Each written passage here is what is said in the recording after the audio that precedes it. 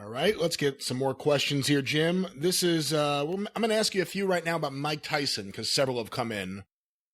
This first one was sent in by Jewish John in Milwaukee to CornyDriveThru@gmail.com.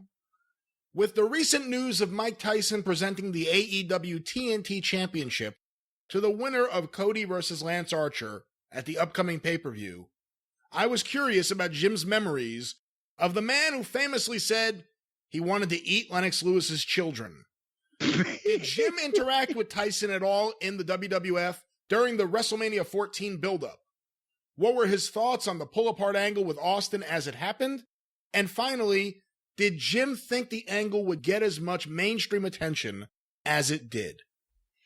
I had actually zero interaction with Mike Tyson and did not try to have any more than that, just because for he was there at the Raw where they did the pull apart thing. He was there at WrestleMania. I was more concerned with what kind of fucking interaction at WrestleMania Michaels was going to have with anybody and whether he was going to actually fucking do business or not. But no, they always came in. He went to his private fucking room. He had the goddamn entourage.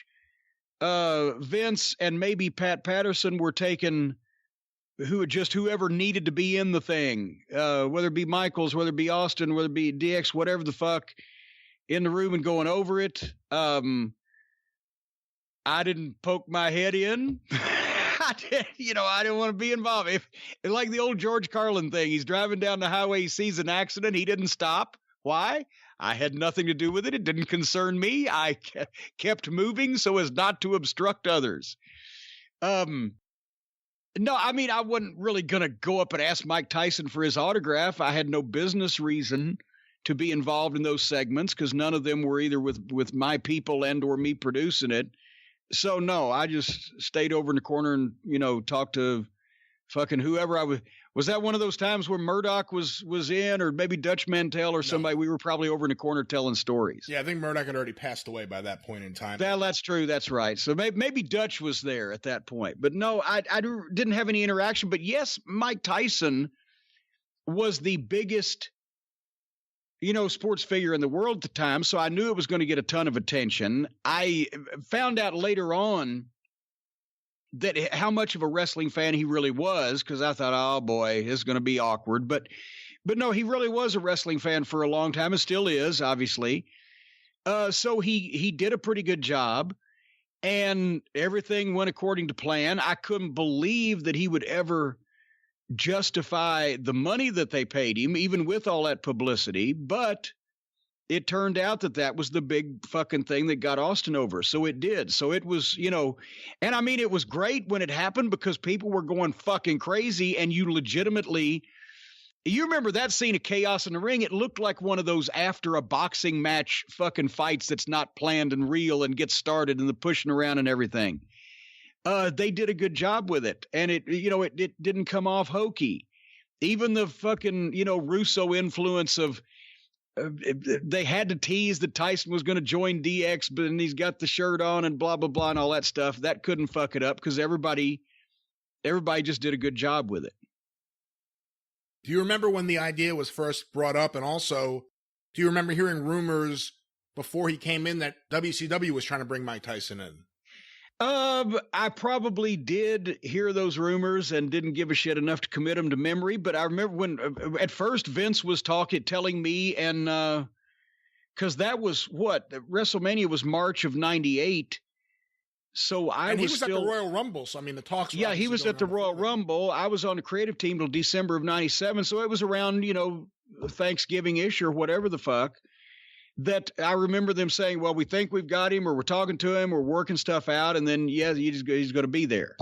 And then that's about, I mean, I really wish that I had all these remarkable, memories of the exact planning of that whole thing. But the fact is, it was just, we're doing that shit every week. And here's Mike Tyson. They had Liberace. What the fuck's next?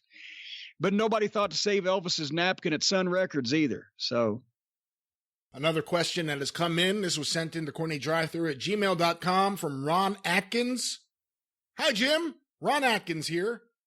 Well, hello, Ron Atkins. AEW announcing Mike Tyson in just a quick announcement feels like a giant misstep. I get with the virus these shows are not at top level, but they paid this guy a king's ransom. Even if it was a last-minute thing, they have 1 week to make this mean something. It just seems off to me. So, Jim, what do you think about the way AEW handled the announcement that Mike Tyson will be at the event? Should they have made this a bigger deal? How did they announce it?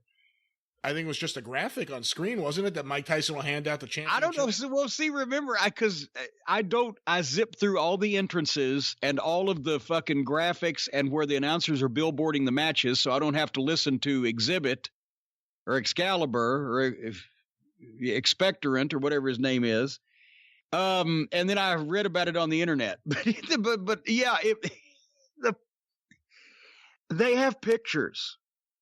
Public domain pictures. You could have got B-roll of Mike Tyson and some fucking video and shit and done a package of, 30 seconds, one would think, for a guy who actually helped, as we just talked about, create the biggest wrestling star in the modern era. But why would they do that? All right. Well, all right. If Elvis could come back to life and they would fucking still give Moxley 20 minutes to walk through the arena and mention that Elvis would be on the show the next week.